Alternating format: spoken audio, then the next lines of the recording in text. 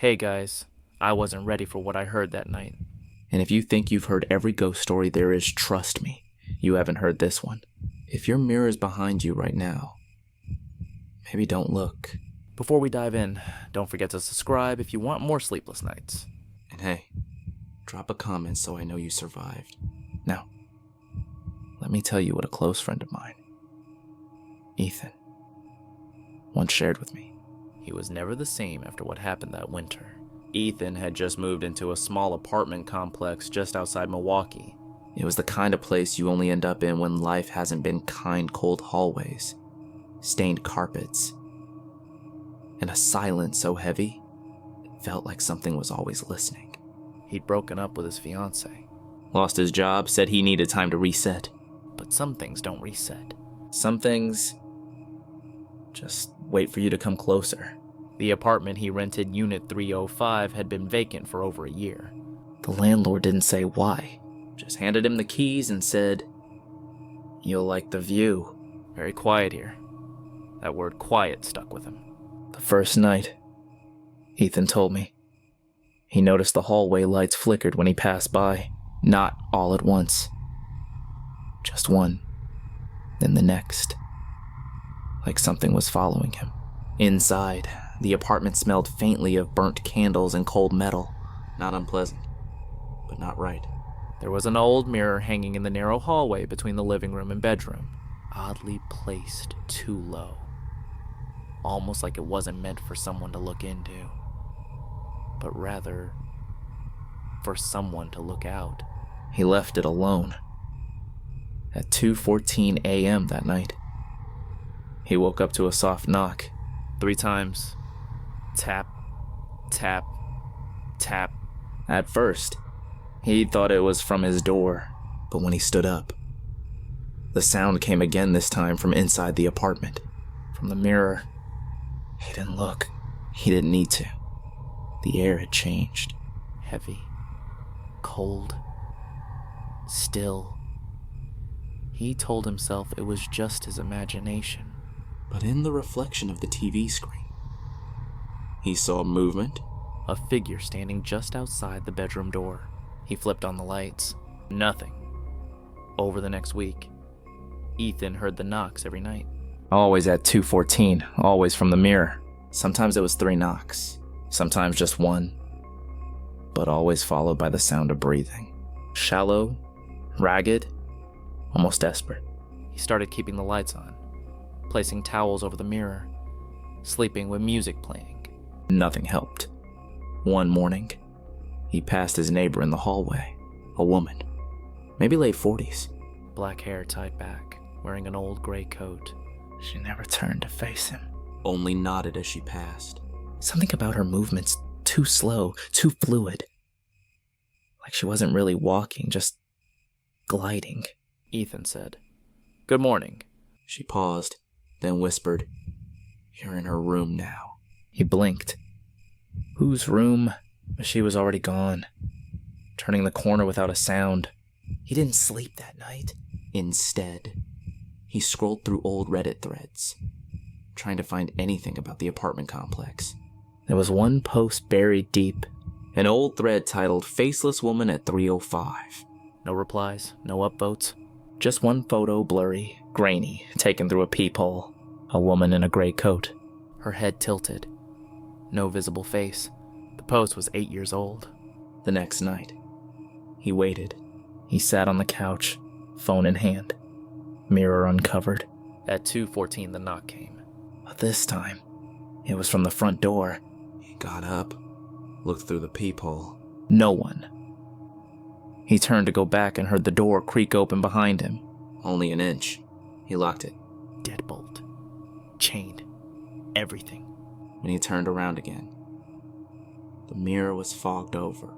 Like someone had breathed on the other side. In the condensation, there was a word written, "Mine," and right beneath it, a smear. Like a finger dragging downward, drawing the outline of a face. Except the face had no features. No eyes, no mouth, just a smooth void. Ethan didn't call the police. He told me he couldn't. Because a part of him felt guilty. He didn't know why. Just this unbearable weight. Like he had stolen something sacred. And when he tried to sleep that night, he dreamed of the woman. Not the neighbor, the faceless one. She stood at the foot of his bed, not moving, just watching. When he woke up, he had bite marks on his shoulder. Small, human, but uneven. Like someone had tried to eat him without opening a mouth. He moved the mirror out the next day, Took it down and left it in the storage unit at the back of the building. That night, no knocks, no breathing. He thought it was over. Till the next morning, when he walked into his bathroom and found the mirror had returned. Back on the wall. Back where it had always been. He called the landlord. No answer. He called me. That's when I heard his voice for the first time in weeks. Shaky. Whispering. He only said one thing. She wants my face. I told him to get out. Right then. Right there. But Ethan only laughed this strange, dry chuckle like he wasn't laughing with me. But it's something only he could see. He said, "You don't get it. She doesn't let you leave." Not once she's seen your face. That night, Ethan tried to sleep with all the lights on. He wrapped the mirror in duct tape, black cloth, and he even slid a dresser in front of it. But at 2:14 a.m., he still woke up. Not from knocking this time, but from the sound of teeth chattering. It wasn't cold. The noise came from under the bed. He didn't move. He didn't even breathe. And a voice whispered soft, right next to his ear. You're wearing it wrong. He bolted upright, empty room. The next morning, he confronted the neighbor, the woman in the gray coat. He waited by her door, knocked. No answer. But the door creaked open on its own. Inside, her apartment was identical to his. Same layout, same furniture, same mirror. But everything coated in a thin layer of dust. Like it hadn't been touched in years. On the wall opposite the bed was a cluster of Polaroid photos, all pinned around the mirror. Faces. Dozens of faces. Each one smiling, each one different. None had eyes. Some were scratched out. Some had been burned at the edges. One was Ethan. He swore it was him. But the date written in red ink said March 3rd, 2015. 8 years ago. He backed out, trembling, and ran back to his unit. That night, the knocking didn't come.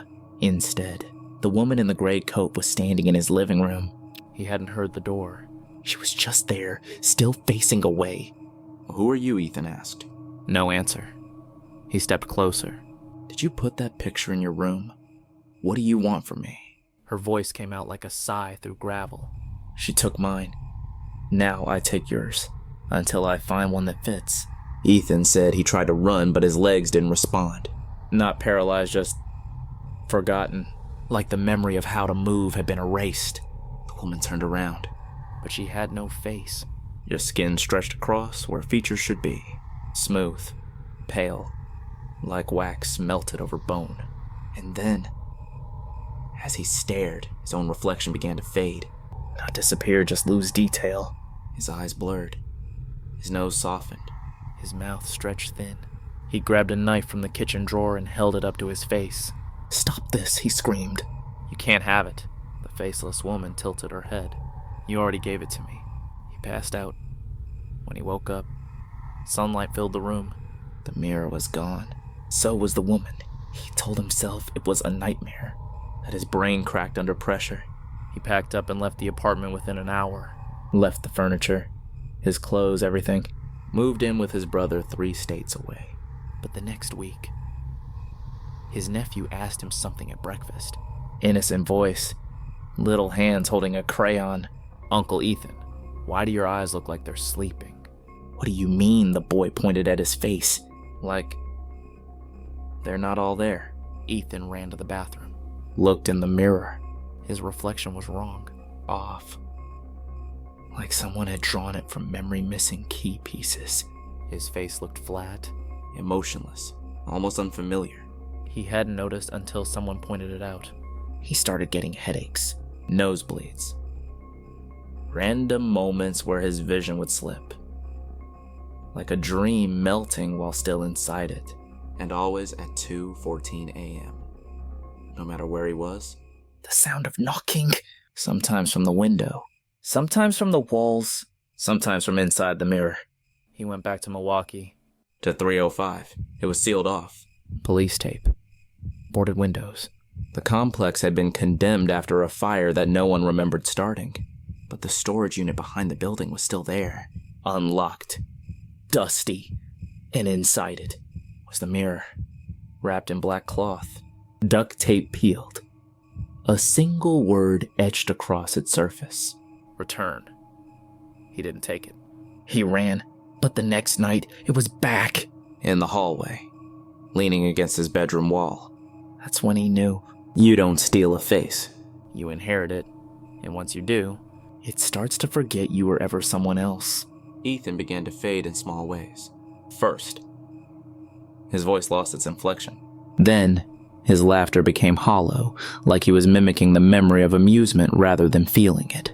Photos of him taken recently looked off. His smile didn't reach his eyes. In fact, in some of them, he had no eyes. Just smooth skin or shadows. And the worst part, no one seemed to notice.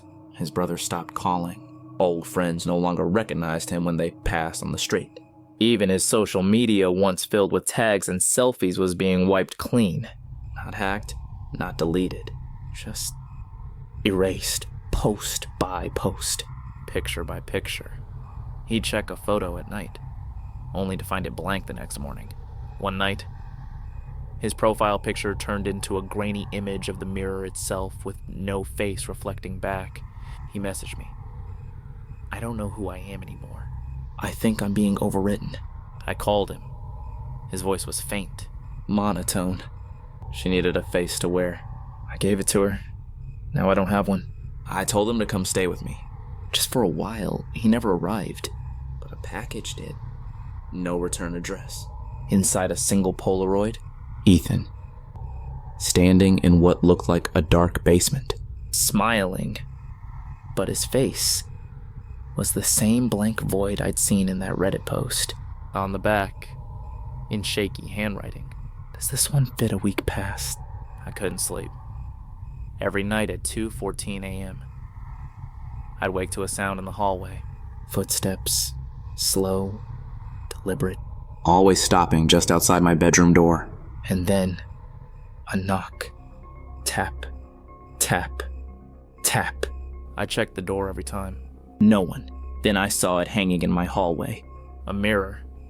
Not mine. I didn't own one like that. Oval frame. Old. A small crack near the bottom edge. Like a smile. I asked my roommate where it came from. He stared at me. What mirror? Last night, I covered it. Duct tape. Sheet. Everything. Still, I woke up at 2:14 a.m. Not from a sound, but from a voice. Soft. Right next to my ear. My own voice. You look better without it. I think I understand now. The mirror doesn't just reflect, it chooses. It finds people who are broken. Vulnerable people who have lost themselves and offers them something to fill the void. But it always takes more than it gives. I haven't seen Ethan since, but I dream about him every night. He's always standing beside the faceless woman. They don't move, they just stare. And behind them, a wall of mirrors. Each one filled with reflections that don't quite match. All of them reaching outward. As if they're trying to remember who they were. As if they want me to remember for them. I don't know how much longer I have before it starts taking mine. Before I'm just another face on her wall. So I'm leaving this recording behind. Not as a warning, not even as a story. But as proof. Proof that I had a name. A voice. A face.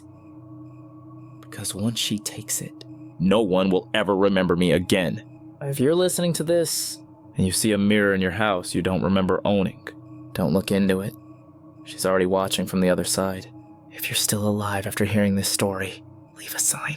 Even just a comment will do. See you, if you're still yourself.